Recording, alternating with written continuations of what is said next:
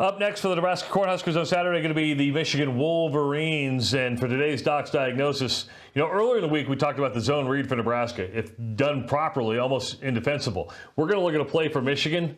Oh, boy. Almost the same thing. They've done a good job in terms of throwing kind of some difficult to kind of dissect and break down from a defensive standpoint.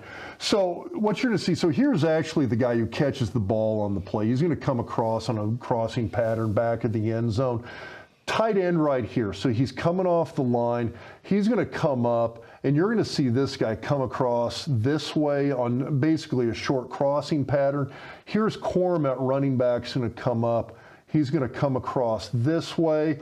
You're going to see this guy come out this way, up and across here. And now, what ends up happening, especially with Corum, the running back and the tight end, you get a lot of traffic in here, and I'm being kind of intentional with myself scribbling here.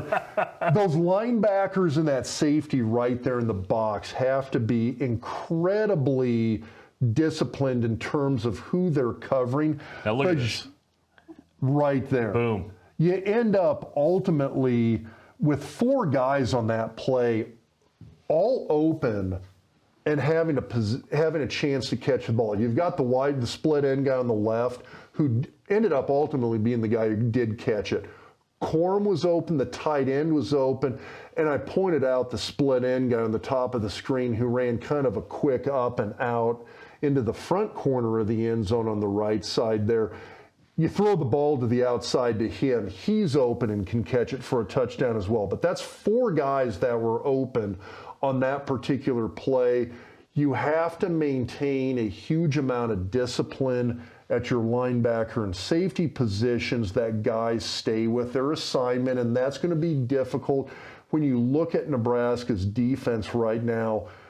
Their most experienced linebacker is Nick Henricks. He's not in there. He's out injured for the year. When you take a guy like that and pull him out of the picture, it's going to make it tough on them to be able to effectively defend those types of plays with a high degree of discipline. And I think what really makes that play work for Michigan is Corum, right? Because he's coming out of the backfield and he just spreads everything out. And that's the thing, is that with those linebackers, you've got to have somebody keeping an eye on him that whole time. If he stays in, that linebacker frees up for either double coverage or a blitz. If he comes out, even late, and that's the thing, is you can have a guy down on the goal line like that, where if the quarterback scrambles a little bit, if Corum doesn't go into the pattern immediately and is a late release, he's still a very viable option, and that's something that defenders are going to have to stay disciplined with. Well, it's going to be a tough one, that's for sure. If you just watched this Doc Diagnosis, go back and watch the previous 2. Make sure to subscribe to the YouTube channel. And that's another week of the Doc's Diagnosis presented by Centris Federal Credit Union. See you next week. Creating new financial habits can offer many benefits to individuals and families who are looking to set new financial goals. Whether it's paying off debt, buying a first home, building a home, taking a family vacation, or planning for retirement, Centris Federal Credit Union staff of financial experts can help set you on the right path to financial wellness.